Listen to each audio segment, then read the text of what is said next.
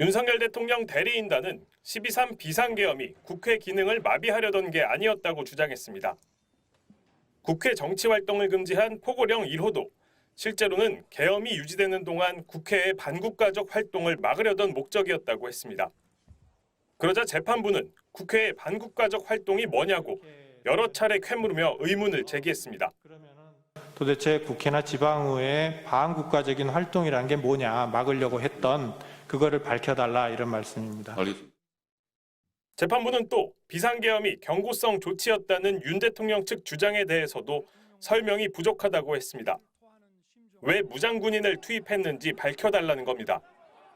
국회에 병력을 투입한 것은 야당의 망국적 행태를 알리기 위한 것이다라고 쓰셔서, 그럼 병력을 국회에 투입한 것과 야당의 행태를 알리는 것이 어떤 상관관계가 있는지를 설명해 주셔야 될 것 같은데 그 부분이 안 나와 있어서 그러면 추가적인 그 부분에 대해서는 추가 보충서나 답변서에 보충 설명으로. 윤 대통령 대리인단은 평화적 계엄이었다는 주장도 이어갔습니다.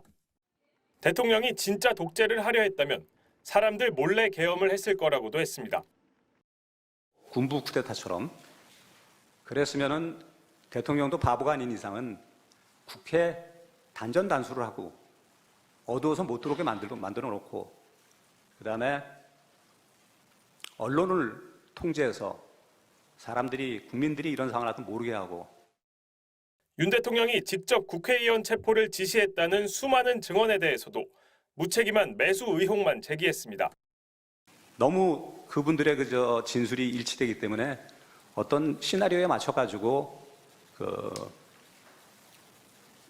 이런 진술에 대해서 어떠한 반대 급부라든지 연금, 군인들은 제일 두려워하는 게 연금이 사라지는 거라고 그러답니다.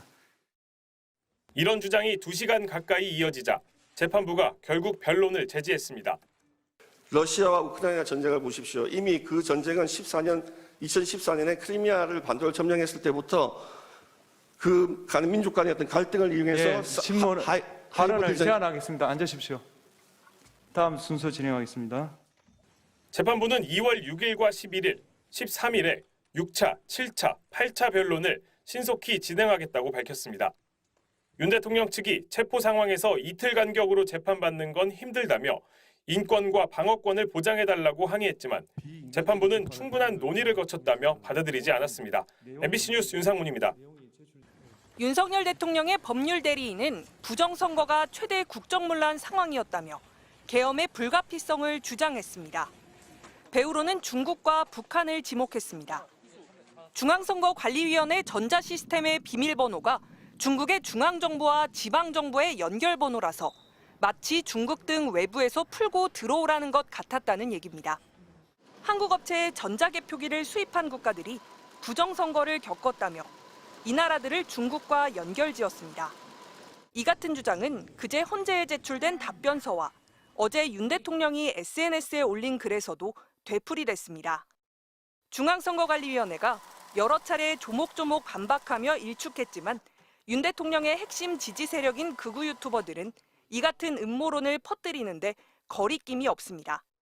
윤석열 대통령은 확신하게 된 것입니다. 이 중국과 북한이 이 선관위에 대해서 가지고 논다 하는 것을 확신하게 되었고, 저는 부정선거는 중국과의 연관이 있었다고 그 전서부터 얘기했잖아요.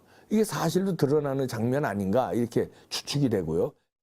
이른바 1, 2, 3, 4, 5 비밀번호 관련 의혹도 윤 대통령과 극우 유튜버들이 반복하는 주장입니다.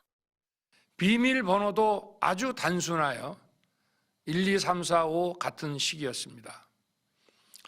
시스템 보안관리 회사도 아주 작은 규모의 전문성이 매우 부족한 회사였습니다. 이 선관위의 1, 2, 3, 4, 5 비밀번호의 비밀은 중국이었습니다. 중국이 열어줬다는 얘기죠. 그리고 중앙정부인 중국 공산당과 지방정부인 한국을 연결시키는. 오늘 헌재 변론에서 윤 대통령의 변호인단은 대통령이 부정선거에 대한 제보를 워낙 많이 받았다고 말해 그 출처에도 관심이 커지고 있습니다. MBC 뉴스 조명아입니다. 2시간짜리 내란이라는 것이 있습니까? 윤석열 대통령은 그동안 자신의 내란 혐의를 부인하는 논리로 계엄 상황이 2시간에 불과했다고 주장해왔습니다. 그런데 윤 대통령 측이 최근 헌법재판소에 낸 답변서에서 지금까지의 주장과 반대 얘기를 꺼냈습니다. 국회가 계엄을 해제하는데 며칠 걸릴 줄 알았다는 겁니다. 윤 대통령 측은 답변서에 윤 대통령은 안건 상정 등 절차 때문에 다수당인 민주당이 계엄을 해제하려고 해도 며칠 걸릴 것으로 예상했다고 적었습니다. 그러면서 비상계엄 사유의 존부와 필요성 해소 여부를 조사, 심의하지도 않고 국회의장과 국회의원 190명이 비상계엄 해제를 의결했다고 주장했습니다.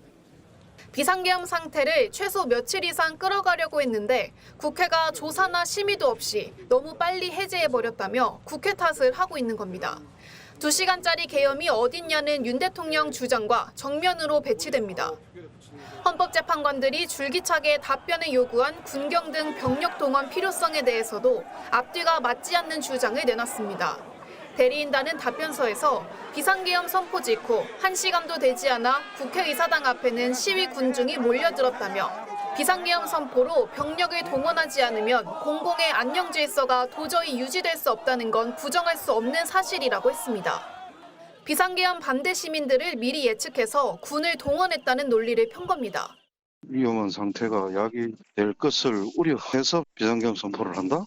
무슨 말이야 그게? 그 자체가 뭐 궤변에 불과하고 또 말이 아니라 그냥 떠드는 소음이야 소음. 윤 대통령 측은 또 국회의원들이 재빨리 국회로 와 계엄을 해제한 것도 일부러 드라마가 나오는 시간에 윤 대통령이 TV로 비상계엄을 선포한 덕분이라고 주장했습니다. MBC 뉴스 김현지입니다.